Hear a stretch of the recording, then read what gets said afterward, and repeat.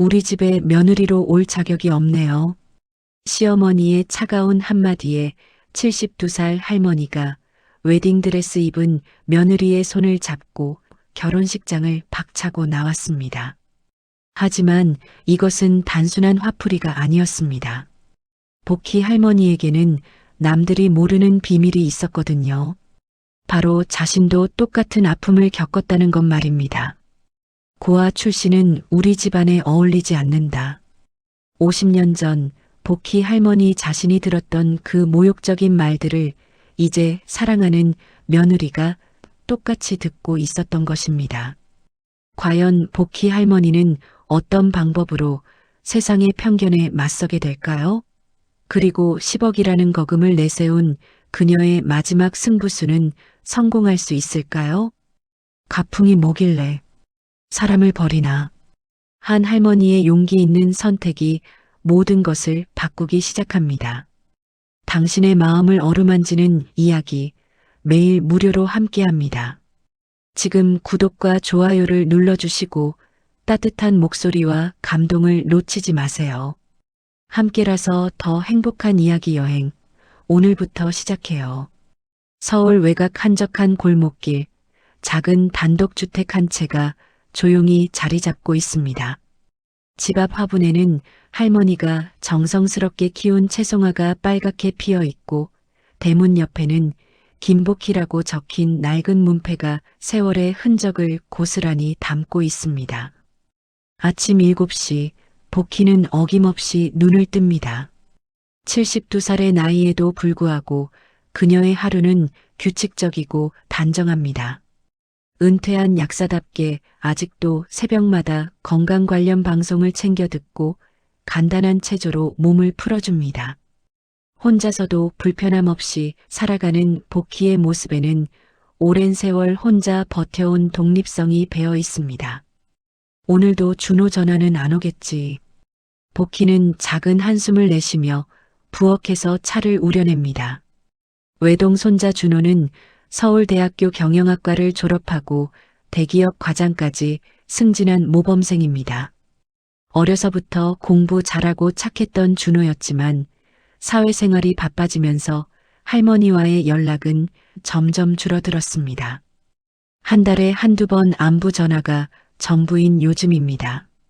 복희는 거실에 놓인 준호의 대학 졸업사진을 바라보며 쓸쓸한 미소를 짓습니다. 남편이 세상을 떠난 지도 벌써 10년, 준호만이 유일한 혈육입니다. 그나마 다행인 건 준호가 좋은 사람을 만나 결혼을 앞두고 있다는 소식입니다. 민정이라고 했나? 복희는 석 달 전 처음 만난 준호의 연인을 떠올립니다. 30살의 민정은 고아로 자랐다고 했는데 첫 만남부터 복희의 마음을 사로잡았습니다. 차분하고 예의 바른 모습은 물론이고 할머니를 대하는 태도가 남달랐습니다. 다른 젊은이들처럼 형식적인 인사가 아니라 진심으로 관심을 보이고 챙겨주는 모습이었습니다. 할머니, 혼자 계시면 심심하지 않으세요? 민정이 처음 와서 복희에게 물었던 말입니다. 그 말에 복희는 마음 한구석이 뭉클해졌습니다. 대부분의 사람들은 노인의 외로움에 대해 묻지 않습니다. 그저 건강하냐는 형식적인 인사만 할 뿐입니다. 하지만 민정은 달랐습니다. 복희의 마음을 진짜로 궁금해하는 것 같았습니다. 며칠 전에도 민정이 찾아와서 함께 저녁을 준비하며 이런저런 이야기를 나누었습니다. 민정은 복희의 어린 시절 이야기를 자주 물어봤고 복희도 자신도 모르게 마음을 열어 옛날 얘기를 들려주곤 했습니다. 할머니도 어려서 고생 많이 하셨을 것 같아요. 민정의 말에 복희는 깜짝 놀랐습니다. 어떻게 그런 걸 알았을까 싶었지만 곧 이해가 됐습니다. 같은 처지에서 자란 사람끼리는 서로를 알아보는 법이니까요. 그 애는 꼭 나 어릴 때를 보는 것 같아. 복희 역시 부모 없이 자랐습니다. 어려서 고아원에서 지내다가 18살에 나와 혼자 살면서 야간 고등학교를 다녔습니다.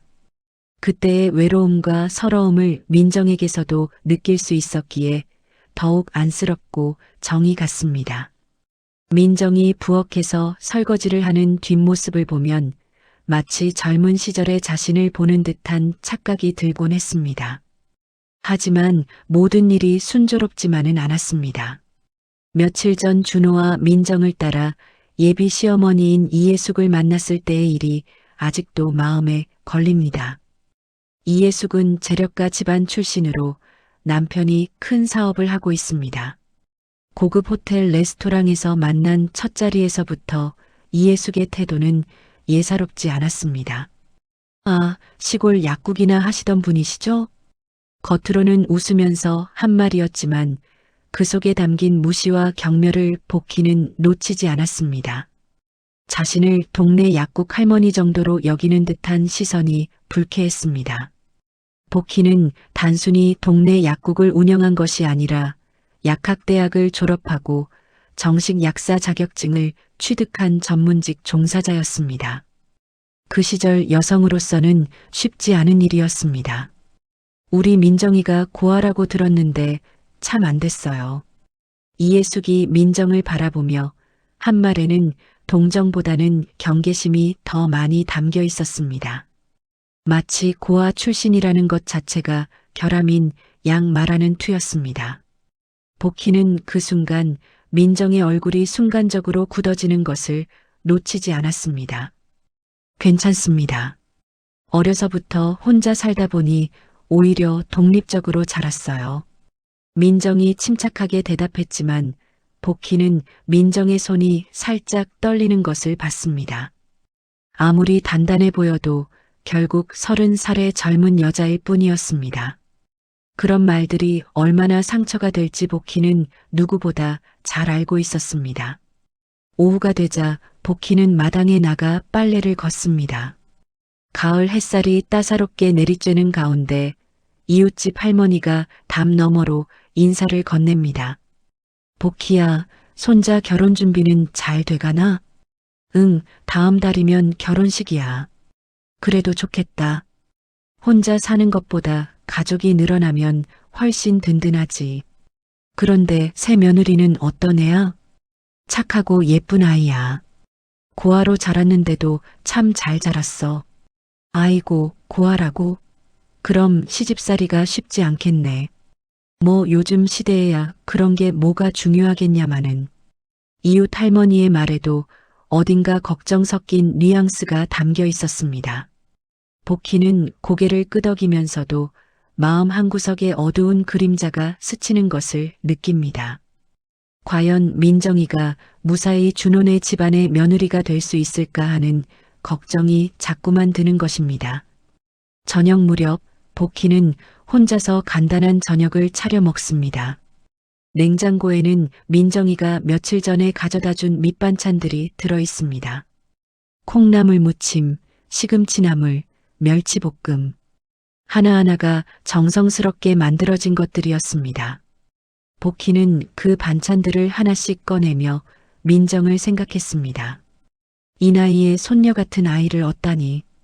복희의 마음속에는 민정에 대한 애틋함과 함께 알 수 없는 불안감이 함께 자리 잡고 있었습니다. 이예숙의 차가운 시선과 말투가 자꾸만 떠올랐기 때문입니다.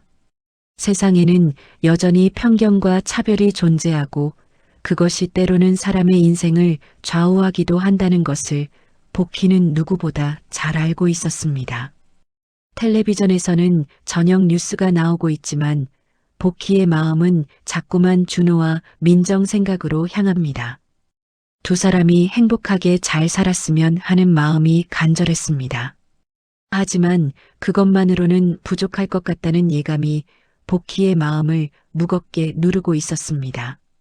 결혼식을 일주일 앞둔 토요일 오후 복희의 집 거실에는 긴장감이 감돌고 있었습니다. 오늘은 양가 부모가 모두 모여 결혼 전 마지막 식사를 함께하는 날이었습니다. 복희는 아침부터 이것저것 준비하느라 분주했지만 마음 한구석에는 설명할 수 없는 불안감이 자리 잡고 있었습니다. 할머니, 제가 도와드릴게요. 민정이 일찍 와서 복희를 도와주고 있었습니다. 앞치마를 두른 민정의 모습은 영락없는 며느리 같았습니다. 복희는 민정이 야채를 썰고 있는 모습을 보며 마음이 흐뭇했습니다. 하지만 동시에 걱정도 됐습니다. 과연 이예숙이 이런 민정의 진심을 알아줄까 싶어서 말입니다.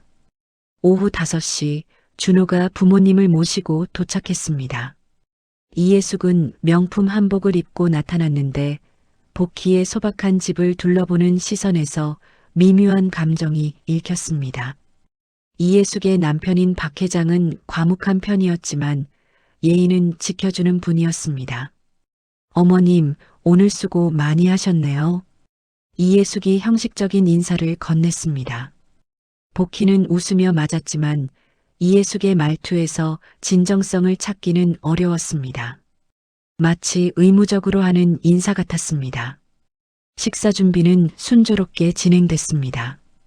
복희가 정성스럽게 준비한 갈비찜과 전들, 그리고 민정이 함께 만든 나물 반찬들이 상에 올랐습니다. 식사하는 동안은 분위기가 화기애애했습니다. 준호는 양쪽 어른들 사이에서 분위기를 띄우려고 노력했고 민정은 조용히 어른들 뒷바라지에 신경 썼습니다. 민정 씨 요리 솜씨가 좋네요. 박 회장이 나물을 맛보며 칭찬했습니다. 민정은 수줍게 미소를 지었습니다. 어려서부터 혼자 살다 보니 자연스럽게 배우게 됐어요. 그래도 이 나이에 이 정도면 대단해요. 요즘 젊은 애들은 라면도 제대로 못 끓이는데 복희도 한마디 거들었습니다. 하지만 이예숙의 표정은 여전히 차가웠습니다. 식사가 끝나고 차를 마시는 시간이 됐을 때 분위기가 급격히 바뀌기 시작했습니다. 준호가 잠시 화장실에 간 사이 이예숙이 입을 열었습니다. 복희 씨, 우리가 좀 진지하게 이야기해 볼 게 있어요.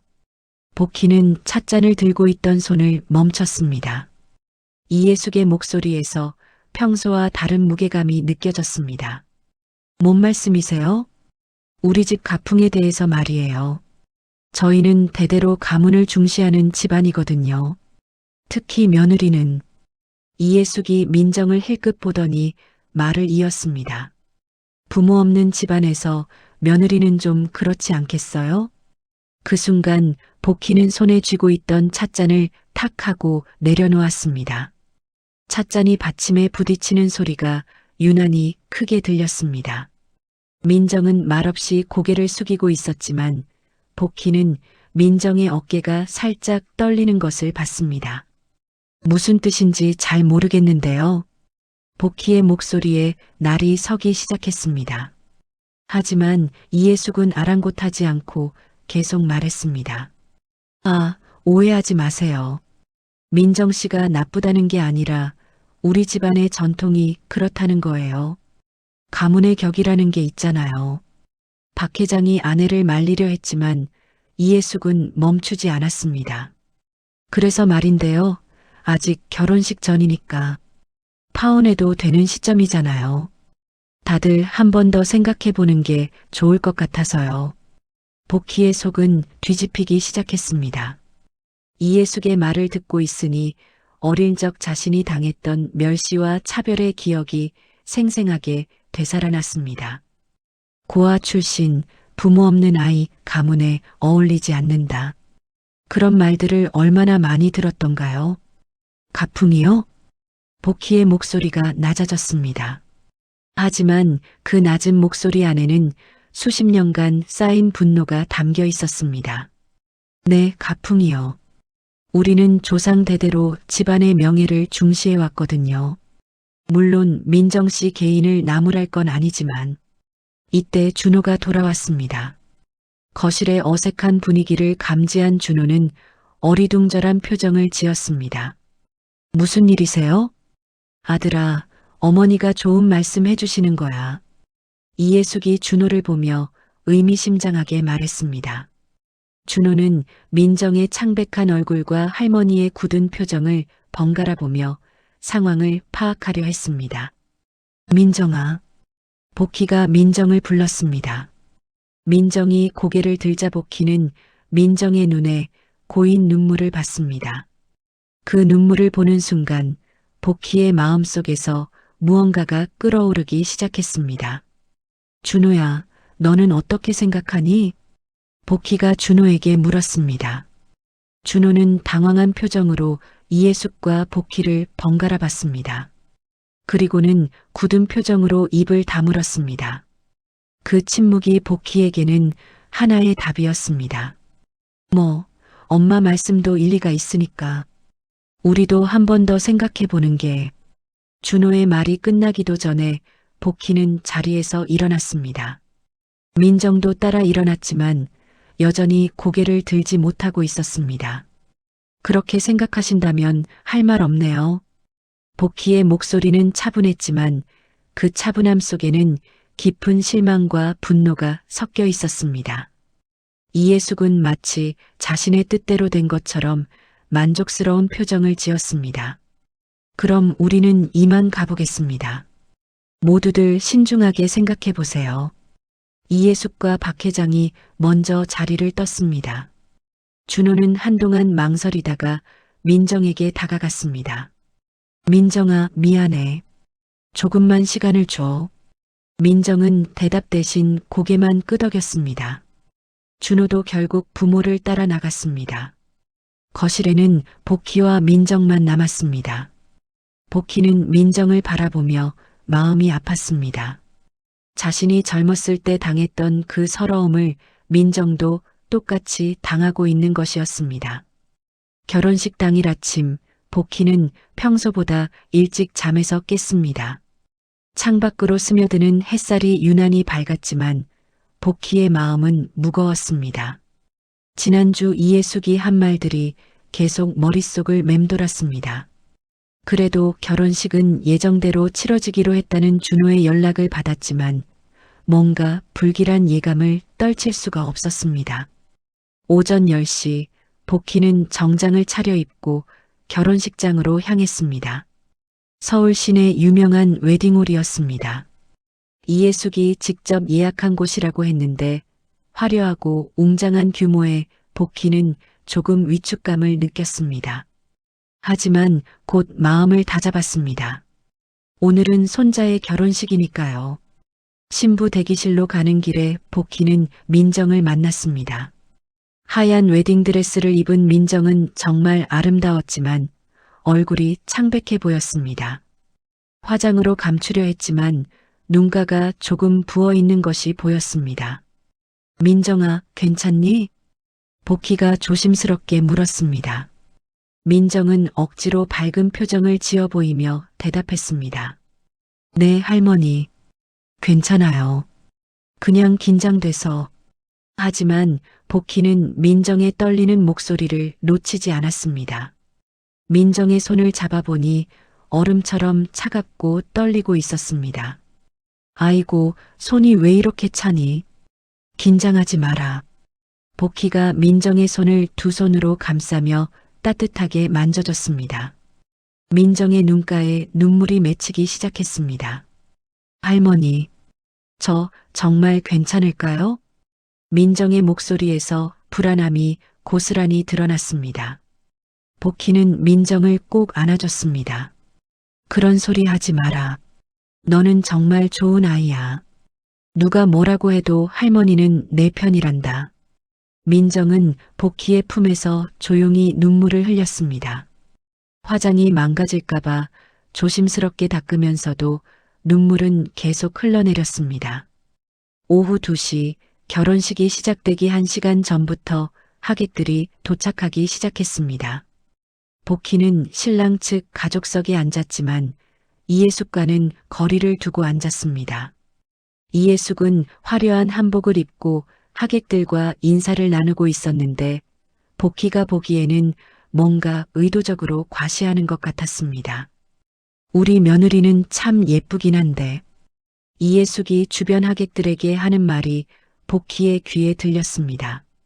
그 뒤에 이어질 말을 복희는 이미 짐작하고 있었습니다. 사실 저희는 결혼을 반대했었거든요. 아무래도 집안 배경이. 하지만 아이들이 고집이 너무 세서 어쩔 수 없이 복희의 얼굴이 붉어지기 시작했습니다. 결혼식 당일에도 이런 말을 하다니 정말 체면이라는 게 없는 사람이었습니다. 하객들은 이예숙의 말에 고개를 끄덕이며 수군거렸습니다. 아, 그래서 신부 쪽 하객이 많지 않군요. 맞아요. 부모님이 안 계시면 아무래도. 하객들의 수군거림이 복희의 귀에 선명하게 들렸습니다. 복희는 주먹을 꽉 쥐고 참아야 했습니다. 오늘은 손자의 결혼식이니까 참아야 한다고 스스로를 달랬습니다. 오후 3시 결혼식이 시작됐습니다. 준호가 먼저 입장했고 이어서 민정이 혼자 버질로들을 걸어왔습니다.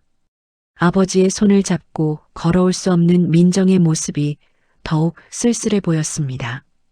하지만 민정은 고개를 꼿꼿이 세우고 당당하게 걸어왔습니다. 결혼 선서가 시작됐습니다. 사회자가 신랑 신부의 서약을 받고 있을 때 복희는 민정의 얼굴을 유심히 봤습니다. 민정은 웃고 있었지만 그 웃음이 어딘가 억지스러워 보였습니다. 신부님, 어떤 시련이 와도 신랑을 사랑하겠습니까? 사회자의 질문에 민정은 잠시 망설였습니다. 그 짧은 순간이 복희에게는 영원처럼 느껴졌습니다. 결국 민정은 작은 목소리로 대답했습니다. 네, 사랑하겠습니다. 하지만 그 대답에는 확신이 부족했습니다. 복희는 민정의 마음을 읽을 수 있었습니다. 민정도 이 결혼이 과연 옳은 일인지 확신하지 못하고 있었던 것입니다. 결혼 선서가 끝나고 축하 인사가 시작될 때 이예숙이 또다시 입을 열었습니다. 이번에는 마이크를 잡고 모든 하객들 앞에서 말하기 시작했습니다. 안녕하세요. 신랑 어머니입니다. 오늘 이렇게 귀한 자리에 참석해 주셔서 감사합니다. 하객들은 박수를 쳤습니다. 하지만 이예숙의 다음 말이 문제였습니다. 사실 저희 집안은 이 결혼을 처음부터 반대했었습니다. 아무래도 신부가 여러 면에서 저희 집안과 맞지 않는 부분이 있어서요. 하객들 사이에서 웅성거림이 일어났습니다. 복희는 더 이상 참을 수 없었습니다. 이예숙이 계속 말을 이어갔습니다. 하지만 아이들이 워낙 사랑한다고 해서 어쩔 수 없이 허락했습니다. 그래도 앞으로 우리 집안의 며느리로서 부족함이 없도록 잘 가르치겠습니다. 그 순간 복희는 자리에서 벌떡 일어났습니다. 하객들의 시선이 모두 복희에게 집중됐습니다. 이예숙도 당황한 표정으로 복희를 바라봤습니다. 이 결혼, 이대로 못 봅니다. 복희의 목소리가 결혼식장 전체에 울려 퍼졌습니다. 하객들은 깜짝 놀라 술렁거리기 시작했습니다. 준호는 어리둥절한 표정으로 할머니를 바라봤습니다. 할머니, 뭐 하시는 거예요? 준호가 당황해하며 물었지만 복희는 이미 결심을 굳혔습니다.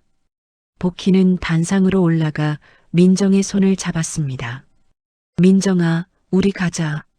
할머니. 민정은 당황했지만 복희의 단호한 표정을 보고는 조용히 고개를 끄덕였습니다. 복희는 민정의 손을 꽉 잡고 결혼식장을 향해 걸어갔습니다. 어머님, 도대체 뭘 하시는 거예요? 이예숙이 다급하게 복희를 불렀지만 복희는 돌아보지 않았습니다. 하객들은 웅성거리며 어떻게 해야 할지 몰라 했습니다. 준호는 그 자리에 멈춰 서서 할머니와 민정이 나가는 모습을 멍하니 바라만 봤습니다. 할머니, 준호가 뒤늦게 소리쳤지만 복희와 민정은 이미 결혼식장 문을 박차고 나가고 있었습니다. 결혼식장에는 충격과 당황만이 남았습니다. 이예숙은 얼굴이 창백해져서 어쩔 줄 몰라 했습니다. 자신의 계획이 완전히 틀어진 것이었습니다. 복희와 민정은 결혼식장 밖으로 나와 택시를 잡았습니다. 민정은 웨딩드레스를 입은 채로 울고 있었습니다. 복희는 민정을 다독이며 말했습니다. 울지 마라, 민정아. 할머니가 있잖니. 택시 안에서 복희는 마음을 굳혔습니다. 이제 민정을 지키기 위해 무엇이든 할 것이라고 다짐했습니다. 세상의 편견과 차별에 맞서서라도 민정을 보호할 것이었습니다. 복희는 민정을 데리고 서울역으로 향했습니다. 웨딩드레스를 입은 민정이 기차역에 서 있는 모습은 너무도 어울리지 않았지만 복희는 개의치 않았습니다. 그저 민정을 그 차가운 시선들로부터 멀리 데려가고 싶었을 뿐이었습니다. 할머니, 정말 괜찮을까요? 기차 안에서 민정이 불안한 목소리로 물었습니다. 복희는 민정의 손을 꼭 잡으며 대답했습니다. 괜찮단다. 할머니가 있으니까 걱정하지 마라. 2시간 남짓 기차를 타고 도착한 곳은 충북 제천이었습니다. 복희의 고향이자 그녀가 젊은 시절 약국을 운영했던 곳이었습니다. 기차역에서 택시를 타고 시내로 들어가니 옛날 기억들이 하나씩 되살아났습니다. 여기가 할머니가 살던 곳이에요? 민정이 창밖을 내다보며 물었습니다. 작은 도시의 풍경이 서울과는 너무도 달랐습니다. 복희는 고개를 끄덕이며 답했습니다. 응, 내가 20살부터 50살까지 살던 곳이야. 여기서 약국도 하고 준호 아버지도 키웠단다. 택시는 시내 한복판에 있는 작은 건물 앞에 멈췄습니다. 1층에는 다른 상점이 들어가 있었지만 2층에는 복희당 약국이라는 간판이 아직도 걸려 있었습니다. 페인트가 벗겨지고 낡았지만 여전히 그 자리를 지키고 있었습니다. 아직도 있네. 복희가 중얼거리며 건물을 올려다봤습니다. 민정도 따라서 올려다보며 물었습니다. 할머니가 운영하시던 약국이에요? 그래, 30년 동안 운영했었단다. 문 닫은 지도 벌써 10년이 넘었구나. 복희는 건물관리사무소에서 열쇠를 받아 2층으로 올라갔습니다. 오랫동안 비어있던 약국은 먼지가 수북이 쌓여 있었지만 옛날 모습이 그대로 남아 있었습니다. 약품 진열대와 상담용 책상, 그리고 구석에 놓인 작은 침대까지. 와, 정말 약국이네요. 민정이 신기한 듯 둘러보며 말했습니다. 복희는 먼지를 털어내며 창문을 열었습니다. 바람이 들어오자 약국 안이 조금씩 생기를 되찾는 것 같았습니다. 민정아, 앉아라. 복희가 상담용 의자를 털어내며 민정을 앉혔습니다. 민정은 여전히 웨딩드레스를 입고 있었는데 그 모습이 더욱 애처로워 보였습니다. 할머니는 어떻게 이 일을 시작하게 되셨어요? 민정이 조심스럽게 물었습니다. 복희는 잠시 망설이다가 입을 열었습니다. 나도 너처럼 부모 없이 컸단다. 복희의 고백에 민정은 눈을 크게 떴습니다. 복희는 계속해서 말을 이었습니다. 6살 때 부모님을 잃고 고아원에서 자랐어. 그 시절엔 지금보다 고아에 대한 편견이 훨씬 심했단다. 어디서든 고아 출신이라는 꼬리표가 따라다녔지. 복희의 목소리에는 오랜 세월의 아픔이 배어 있었습니다. 민정은 말없이 복희의 이야기를 들었습니다. 18살에 고아원을 나와서 야간 고등학교를 다니면서 낮에는 일을 했어. 그때는 정말 힘들었단다. 하루하루가 버티기 힘들 정도였지. 그래도 약사가 되셨잖아요. 악착같이 공부했거든.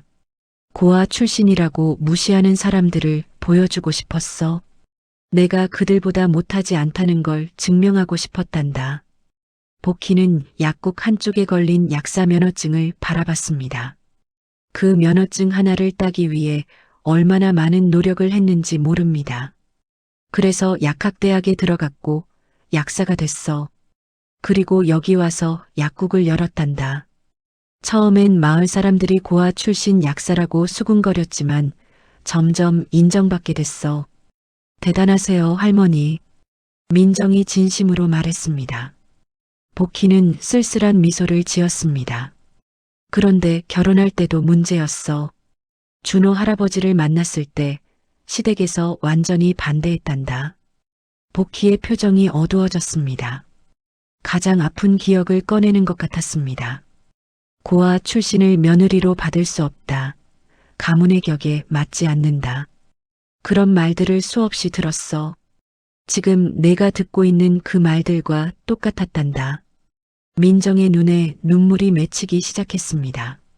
자신의 상황과 너무도 비슷했기 때문입니다.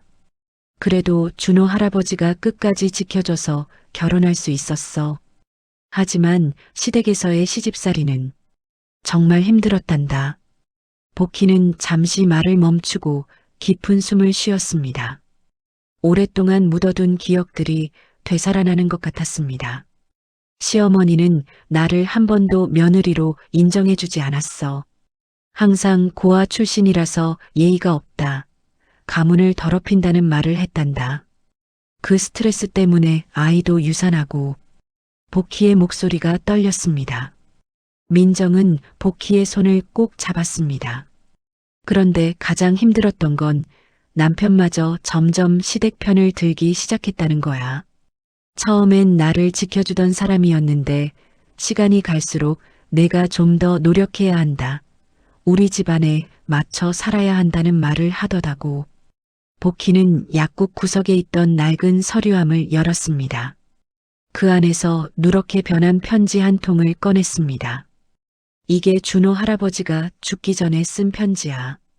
나중에 발견했는데. 복희가 편지를 펼쳐 보이자 민정은 조심스럽게 내용을 읽어봤습니다.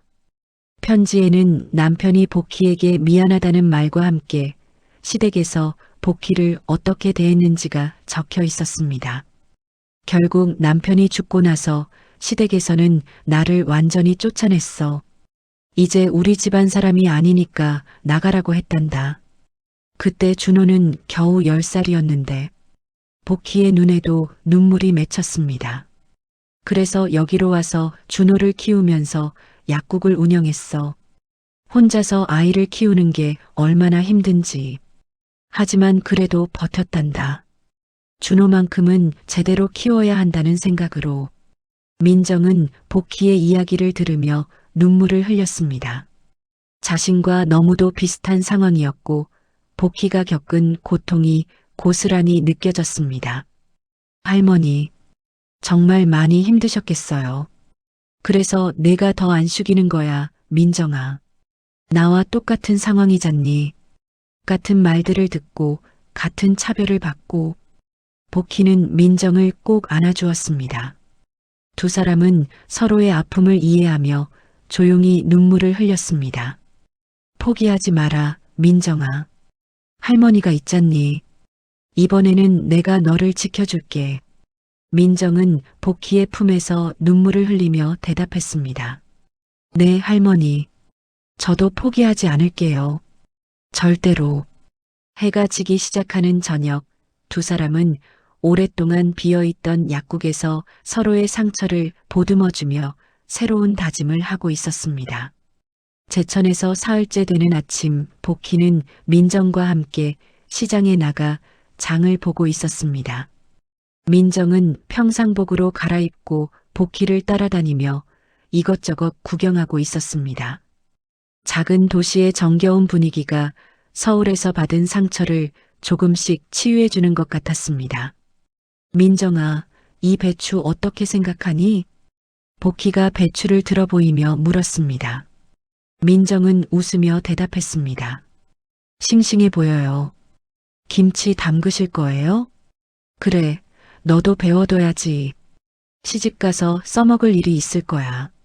복희의 말에 민정의 얼굴이 순간 어두워졌습니다. 아직 준호와의 일이 정리되지 않은 상황이었기 때문입니다. 할머니, 준호 오빠는 아직 연락이 없어요. 그 녀석? 정말 답답한 놈이야. 복희도 마음이 무거웠습니다. 결혼식 이후 준호에게서는 아무런 연락이 없었습니다. 복희가 먼저 연락해 볼까도 생각했지만 이번만큼은 준호가 먼저 나서야 한다고 생각했습니다. 오후에 집으로 돌아와 함께 저녁 준비를 하고 있을 때 복희의 핸드폰이 울렸습니다. 화면에 준호라는 이름이 떴습니다. 복희는 잠시 망설이다가 전화를 받았습니다. 할머니, 준호의 목소리가 들려왔습니다. 하지만 평소와는 다른 어색함이 느껴졌습니다. 준호야, 잘 있었니? 네. 할머니는 어디 계세요? 민정 씨도 함께 있고요. 제천에 있어. 왜? 준호는 잠시 말을 멈췄다가 이어서 말했습니다. 할머니, 우리 좀 만날 수 있을까요? 복희는 준호의 목소리에서 뭔가 이상한 기운을 느꼈습니다. 평소 밝고 당당하던 목소리가 아니었습니다. 그래, 언제든 오너라. 할머니가 해줄 말도 많고. 아니요, 제가 혼자 가겠습니다. 민정 씨한테는 미리 말하지 말아주세요. 복희는 준호의 말에 불길한 예감을 느꼈습니다. 하지만 일단은 만나보기로 했습니다. 알겠다. 언제 올 거니? 내일 오후에 갈게요. 전화가 끝난 후 복희는 민정에게 준호가 내일 온다고만 말했습니다. 하지만 혼자 온다는 말은 하지 않았습니다. 민정은 기뻐하며 준호를 위한 음식을 준비하자고 했지만 복희는 마음이 무거웠습니다. 다음 날 오후 준호가 도착했습니다. 평소보다 야윈 것 같았고 표정도 어두워 보였습니다. 민정은 반가워하며 준호를 맞았지만 준호는 어색하게 인사만 했습니다. 준호 오빠 많이 힘들었죠? 민정이 걱정스럽게 물었지만 준호는 제대로 대답하지 않았습니다. 복희는 준호의 태도에서 불안함을 느꼈습니다. 저녁을 함께 먹는 동안에도 준호는 별말 없이 조용했습니다.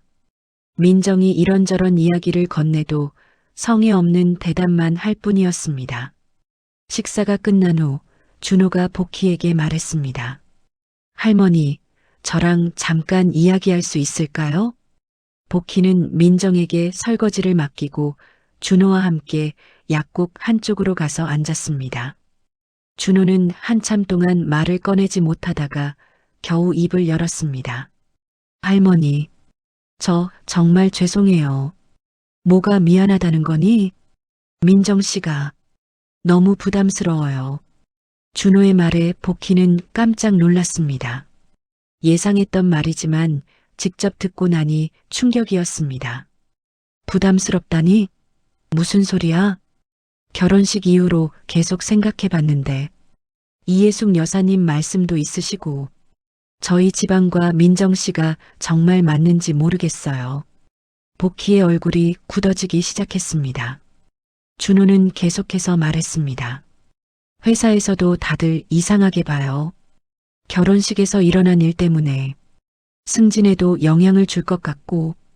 승진? 복희는 믿을 수 없다는 표정으로 준호를 바라봤습니다. 네. 그리고 어머님께서 화가 많이 나셨어요. 앞으로 민정 씨와 계속 지내면 집안이 더 시끄러워질 것 같아서. 복희는 준호의 말을 듣고 있자니 화가 치밀어 올랐습니다. 자신이 그토록 소중히 키운 손자가 이런 말을 하다니. 그래서 어쩌자는 거니? 파혼을 생각하고 있어요. 복희는 주먹을 꽉 쥐었습니다. 하지만 참고 물었습니다. 민정이는 알고 있니? 아직 어떻게 말해야 할지. 비겁한 놈. 복희가 갑자기 소리를 쳤습니다. 준호는 깜짝 놀라 복희를 바라봤습니다. 할머니, 너 같은 비겁한 놈이 내 손자라니. 부끄럽다. 복희의 목소리에 분노가 가득했습니다. 옆방에서 설거지를 하던 민정도 소리를 들었는지 걱정스럽게 이쪽을 바라봤습니다.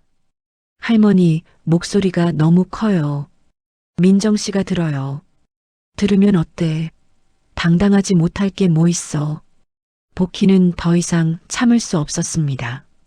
그동안 쌓인 분노와 실망이 터져 나왔습니다. 내가 정말 그 애를 사랑했다면 끝까지 지켜야 하는 거 아니야? 그런데 이예숙이가 뭐라고 하니까 꼬리 내리고 도망치려고 해? 할머니는 이해를 못하세요. 현실이 그렇게 간단하지 않아요. 현실? 그럼 민정이 마음은 현실이 아니니? 준호는 대답하지 못했습니다. 복희는 계속해서 말했습니다. 너도 결국은 그 집안 사람들과 똑같구나. 겉으로는 사랑한다고 하면서도 정작 중요할 때는 버리는. 그런 게 아니에요. 그럼 뭐야? 민정이가 뭘 잘못했는데? 복희와 준호의 목소리가 점점 커졌습니다. 민정은 걱정스러워하며 다가왔습니다. 할머니, 준호 오빠. 무슨 일이에요? 준호는 민정을 보자 더욱 난처해했습니다. 복희는 민정을 바라보며 마음이 아팠습니다. 민정아, 이 녀석이 할 말이 있다고 하는구나. 준호는 민정의 맑은 눈을 바라보며 말문이 막혔습니다. 하지만 결국 입을 열었습니다. 민정아, 미안해. 우리 헤어지자. 민정은 마치 벼락을 맞은 듯한 표정이 됐습니다. 복희는 준호를 쏘아보며 말했습니다. 나가. 할머니, 당장 나가라고 했어. 다시는 내 앞에 나타나지 마. 준호는 할 말을 잃고 주저앉은 민정을 바라봤지만 결국 약국을 나갔습니다. 복희는 민정을 붙잡고 위로했습니다. 민정아, 울지 마라. 그런 놈은 버려도 돼. 하지만 민정의 눈물은 쉽게 멈추지 않았습니다. 복희는 민정을 안아주며 마음을 굳혔습니다. 이제 정말로 민정을 지키기 위해 무엇이든 할 것이라고 다짐했습니다. 그날 밤 복희는 혼자 앉아 오래된 서류함을 뒤졌습니다. 그 안에서 남편이 남긴 편지를 다시 꺼내 읽었습니다. 편지에는 시댁에서 복희를 어떻게 괴롭혔는지, 그리고 자신이 얼마나 비겁했는지가 상세히 적혀 있었습니다. 가풍이 뭐길래 사람을 버리나. 복희는 중얼거리며 편지를 다시 접었습니다. 이번에는 절대 과거의 실수를 반복하지 않겠다고 다짐했습니다. 준호가 떠난 지 일주일이 지났습니다. 민정은 그동안 거의 말을 하지 않고 지냈습니다. 밥도 제대로 먹지 않고 밤에는 자주 울음소리가 들려왔습니다. 복희는 민정을 돌보면서도 마음속으로는 다른 계획을 세우고 있었습니다. 민정아, 아침 먹어야지. 복희가 죽을 끓여와도 민정은 몇 숟가락만 떠먹을 뿐이었습니다. 복희는 마음이 아팠지만 동시에 분노가 치밀어 올랐습니다. 이 모든 일의 원인을 제공한 이해숙에 대한 분노 말입니다. 그날 오후 복희는 민정을 약국에 두고 혼자 제천 시내 은행으로 갔습니다. 평생 모은 돈이 얼마나 되는지 확인해 보기 위해서였습니다. 통장 잔고를 보고 복희는 깜짝 놀랐습니다. 30년간 약국을 운영하며 모은 돈과 집 몇 채의 임대료, 그리고 남편이 남긴 보험금까지 합치니 10억이 넘는 금액이 있었습니다. 이 정도면 충분하겠군. 복희는 속으로 중얼거리며 은행을 나왔습니다. 그리고 곧바로 서울로 가는 기차표를 예약했습니다. 민정아, 할머니가 서울에 볼 일이 있어서 다녀올게. 혼자 가세요? 제가 같이 갈까요? 아니야, 너는 여기서 쉬고 있어. 곧 돌아올게. 복희는 민정을 달래고 서울로 향했습니다. 서울에 도착한 복희는 먼저 이해숙에 대해 알아보기 시작했습니다. 이해숙의 남편이 운영하는 사업체가 무엇인지, 어떤 약점이 있는지 파악해야 했습니다. 며칠간의 조사 끝에 복희는 놀라운 사실을 알게 됐습니다. 이해숙이 운영하는 고급 요양병원이 재정적으로 어려움을 겪고 있다는 것이었습니다. 최근 몇 년간 적자가 계속되고 있었고 특히 코로나 이후로는 운영이 더욱 힘들어진 상황이었습니다. 이거면 되겠군. 복희는 미소를 지으며 이해숙의 요양병원 정보를 더 자세히 알아봤습니다. 그리고 변호사 사무실을 찾아가 상담을 받았습니다. 어르신, 이런 조건부 기부는 충분히 가능합니다. 다만 계약서를 정확히 작성해야겠네요. 변호사와 상담을 마친 복희는 본격적으로 행동에 나섰습니다. 먼저 이해숙의 요양병원에 직접 찾아갔습니다. 안녕하세요. 원장님 계신가요? 접수처 직원이 복희를 의아한 눈으로 바라봤습니다. 평소 이곳을 찾는 사람들과는 다른 차림새였기 때문입니다. 어떤 용무로 오셨는지. 기부 상담 때문에 왔어요. 기부요? 직원은 깜짝 놀라며 이해숙에게 연락했습니다. 잠시 후 이해숙이 나타났는데 복희를 보자 얼굴이 굳어졌습니다. 어머님, 여기는 왜? 기부하러 왔어요. 복희의 말에 이해숙은 어리둥절했습니다. 기부요? 무슨? 이 병원에 10억을 기부하려고 해요. 이해숙의 눈이 번쩍 빛났습니다.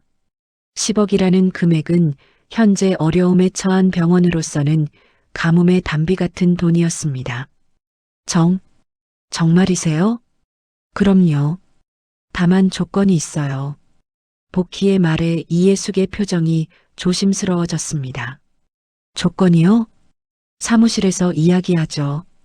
두 사람은 이해숙의 원장실로 들어갔습니다. 복희는 차분하게 말을 꺼냈습니다. 제가 10억을 기부할 테니 조건 하나만 들어주세요. 무슨 조건인지 먼저 들어봐야겠어요. 민정이를 며느리로 받아들이세요. 그리고 준호와의 결혼을 허락해 주세요. 이해숙은 복희의 말에 깜짝 놀랐습니다. 예상치 못한 제안이었습니다. 그게 돈으로 해결될 문제인가요? 안 되나요? 그럼 이 병원 앞으로 10억이 없어도 운영이 잘 될까요? 복희의 말에 이해숙은 말문이 막혔습니다. 병원의 재정 상황을 정확히 꿰뚫고 있는 것 같았습니다. 어떻게 우리 병원 사정을 알아볼 건 다 알아봤어요. 작년에만 3억 적자, 올해는 더 심각하다고 들었는데요. 이해숙의 얼굴이 창백해졌습니다. 복희가 병원의 내부 사정까지 알고 있다는 것에 충격을 받았습니다. 그리고 내년에 대출 만기도 오죠? 연장받기도 쉽지 않을 텐데. 도대체 어떻게? 중요한 건 그게 아니에요. 10억이면 모든 문제가 해결되겠죠? 복희는 가방에서 기부 계약서를 꺼냈습니다. 여기 계약서도 준비했어요. 조건은 간단해요. 민정이와 준호의 결혼을 허락하고 앞으로 민정이를 며느리로 인정해 주시면 됩니다. 이해숙은 계약서를 받아보며 고민에 빠졌습니다. 10억이라는 거액과 자존심 사이에서 갈등했습니다. 만약 거절하시면 어떻게 될까요? 그럼 이 돈으로 민정이와 함께 다른 곳에서 새로 시작하겠어요. 물론 병원 일은 저와 상관없겠고요. 복희의 말에는 단호함이 담겨 있었습니다. 이해숙은 한참 동안 고민하더니 입을 열었습니다. 시간을 좀 주세요. 하루만 드릴게요. 내일까지 답 주세요. 복희는 자리에서 일어나며 말했습니다.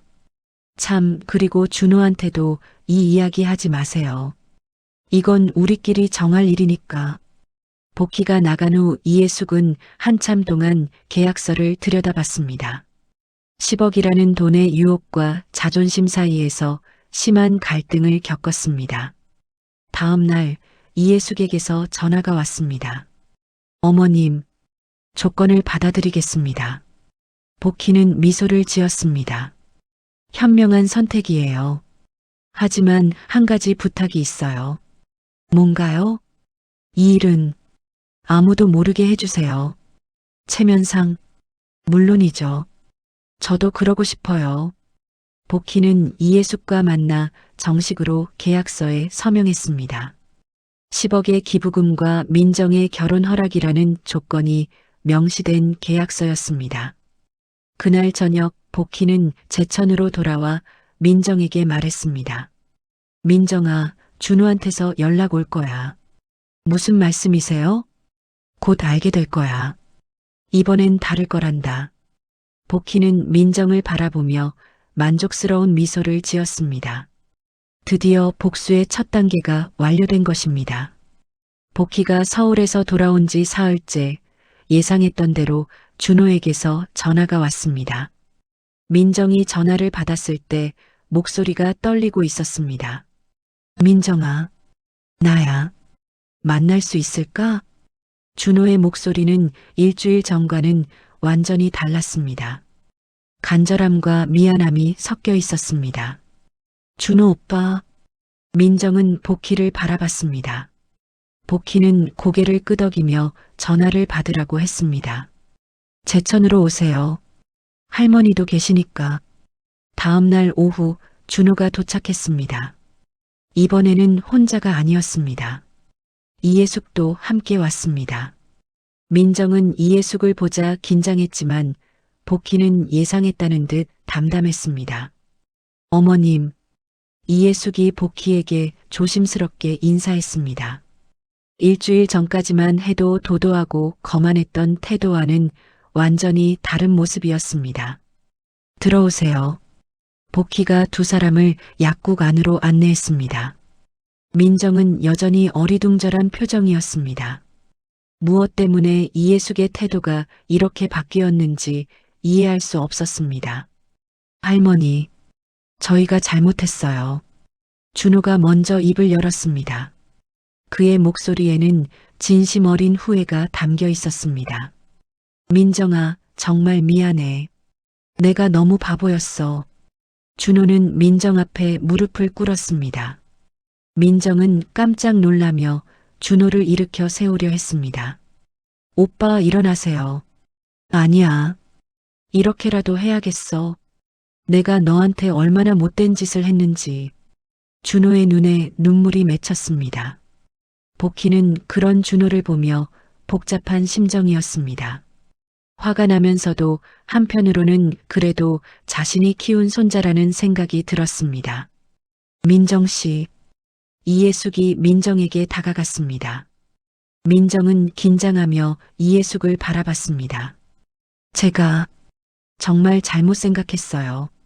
당신이 얼마나 좋은 사람인지 몰랐네요. 이예숙의 말에 민정은 어리둥절했습니다. 불과 일주일 전까지만 해도 자신을 가문에 어울리지 않는다며 거부했던 사람이 이렇게 태도를 바꾸다니. 어머니. 아니에요. 이제 진짜 어머니라고 불러도 될 것 같아요. 이예숙은 민정의 손을 잡았습니다.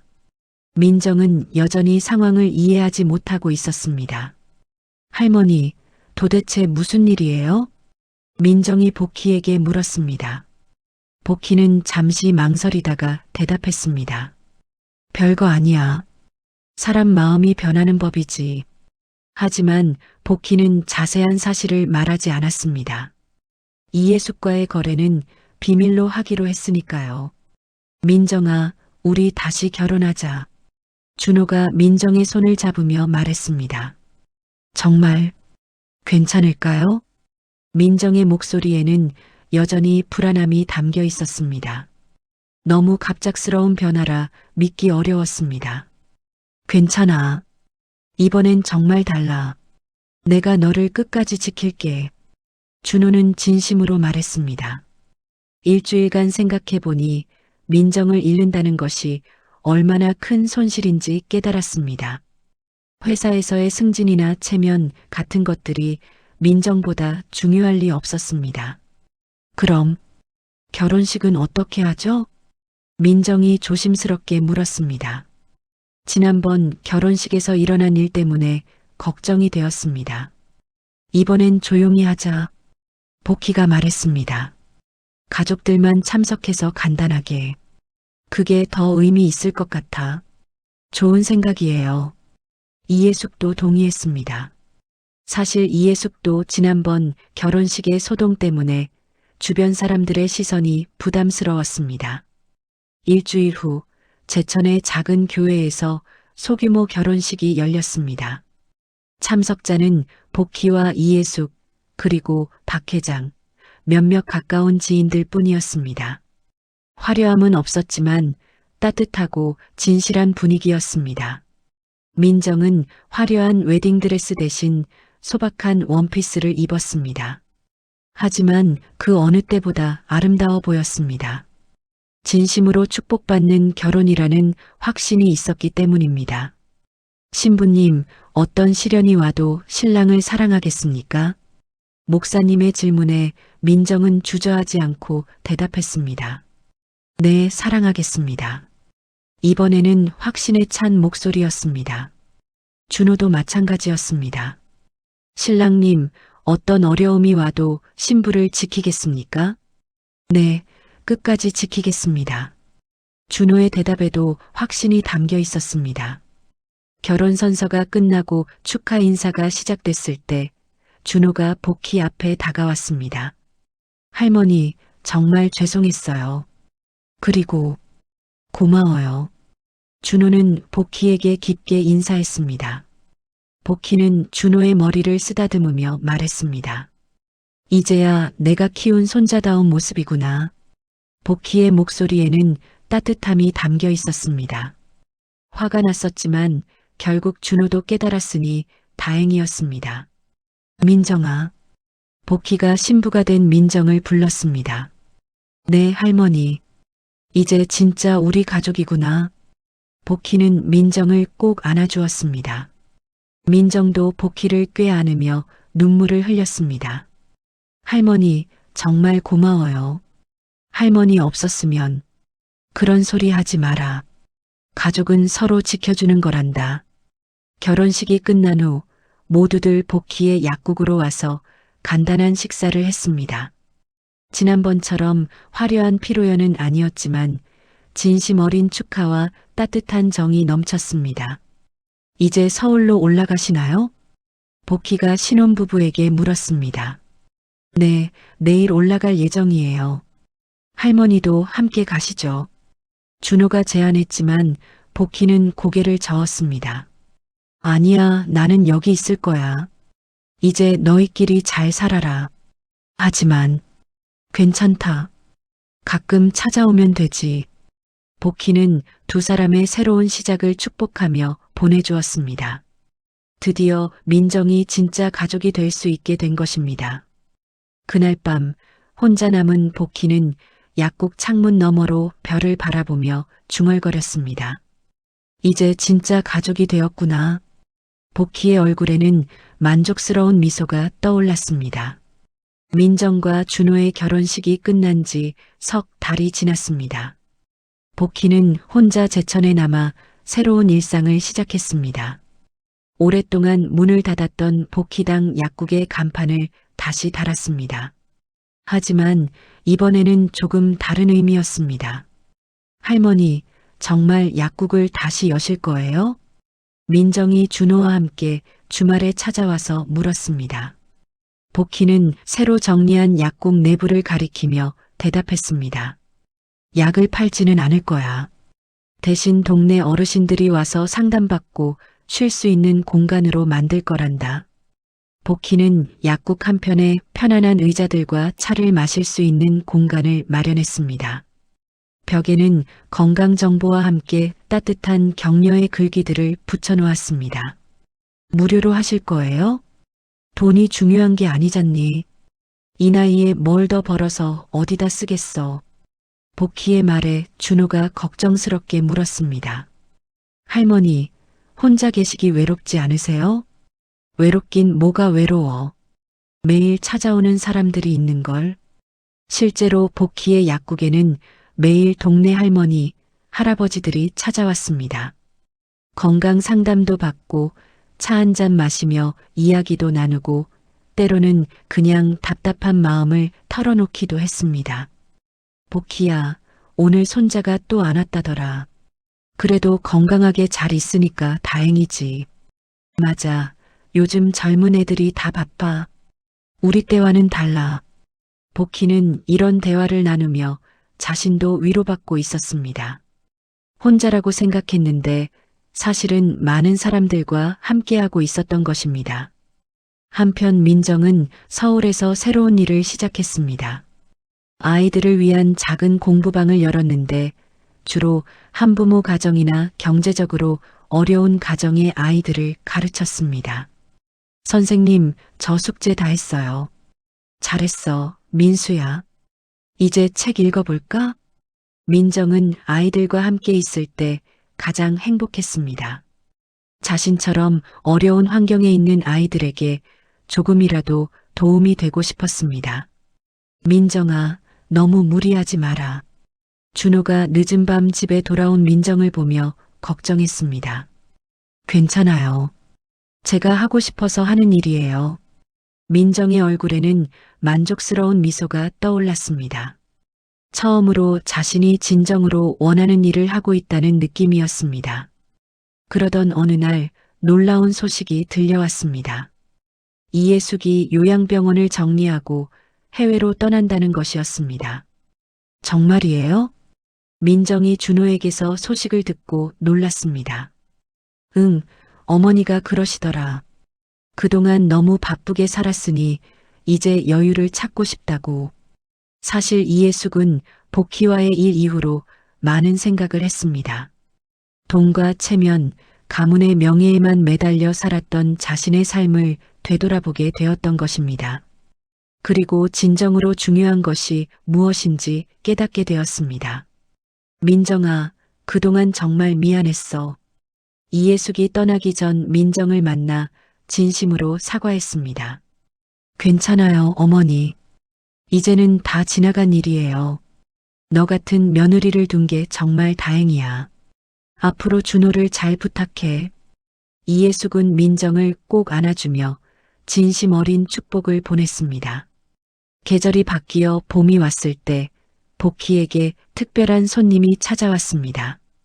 민정과 준호가 함께 왔는데 민정의 배가 조금 나와 있었습니다. 할머니, 좋은 소식이 있어요. 민정이 수줍게 말했습니다. 혹시? 네, 아기가 생겼어요.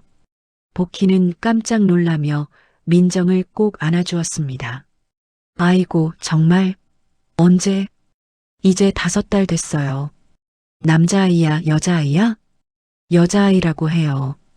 복희의 눈에 눈물이 맺혔습니다. 이제 정말로 증손녀를 볼 수 있게 된 것입니다. 이름은 뭐로 지을 거니? 할머니가 지어주세요. 민정의 말에 복희는 한참 생각하더니 말했습니다. 희망이는 어떨까? 우리에게 희망을 준 아이니까. 좋은 이름이에요. 며칠 후 복희는 자신의 방을 정리하다가 옛날 일기장 하나를 발견했습니다. 젊은 시절 힘들었던 시기에 쓴 일기였습니다. 마지막 페이지를 펼쳐보니 이런 글이 적혀 있었습니다. 언젠가는 나도 진정한 가족을 만날 수 있을까? 서로를 이해하고 사랑하는 그런 가족을 말이다. 복희는 그 글을 보며 미소를 지었습니다. 그 간절한 소망이 드디어 이뤄진 것입니다. 가을이 되자 복희의 약국은 마을의 작은 명소가 되었습니다. 동네 사람들뿐만 아니라 멀리서도 사람들이 찾아왔습니다. 복희의 따뜻한 위로와 조언을 들으러 오는 것이었습니다. 복희 할머니, 요즘 며느리 때문에 속상해요. 그래, 어떤 일인데? 맨날 바쁘다고 하면서 아이들만 맡겨놓고 나가더라고요. 며느리도 자기 일이 있을 거야. 조금 이해해주면 어떨까? 복희는 자신의 경험을 바탕으로 따뜻한 조언을 해주었습니다. 편견과 오해보다는 서로를 이해하려는 마음이 중요하다는 것을 늘 강조했습니다. 가풍이 뭐냐고 묻는다면 복희는 찾아오는 사람들에게 자주 하는 말이 있었습니다. 사람을 품는 게 가풍이란다. 조건을 따지고 배경을 보는 게 아니라 그 사람의 마음을 보고 받아들이는 것 말이야. 어느 날 저녁 복희는 민정과 준호 그리고 갓 태어난 희망이와 함께 마당에서 저녁을 먹고 있었습니다. 희망이는 복희를 보며 방긋 웃고 있었습니다. 할머니, 희망이가 할머니를 많이 좋아하나 봐요. 당연하지, 증할머니잖아. 복희는 희망이의 작은 손을 만지며 행복해했습니다. 할머니, 민정이 조용히 복희를 불렀습니다. 왜? 정말 고마워요. 할머니 없었으면 저는 그런 소리 하지 마라. 우리는 가족이잖니. 복희는 민정의 손을 꼭 잡아주었습니다. 그리고 희망이를 품에 안으며 하늘을 올려다봤습니다. 여보, 당신 보고 있지? 우리 드디어 진짜 가족이 됐어요. 복희는 하늘에 있을 남편에게 속삭였습니다. 그 목소리에는 깊은 만족감과 평화로움이 담겨 있었습니다. 해가 지고 있는 저녁, 복희는 희망이의 손을 잡고 마당을 천천히 걸었습니다. 그 뒷모습에는 비로소 누군가의 할머니이자 증할머니로서 존중받는 삶의 흔적이 남아 있었습니다. 그리고 무엇보다 진정한 가족의 사랑을 품고 사는 행복한 노년의 모습이 있었습니다.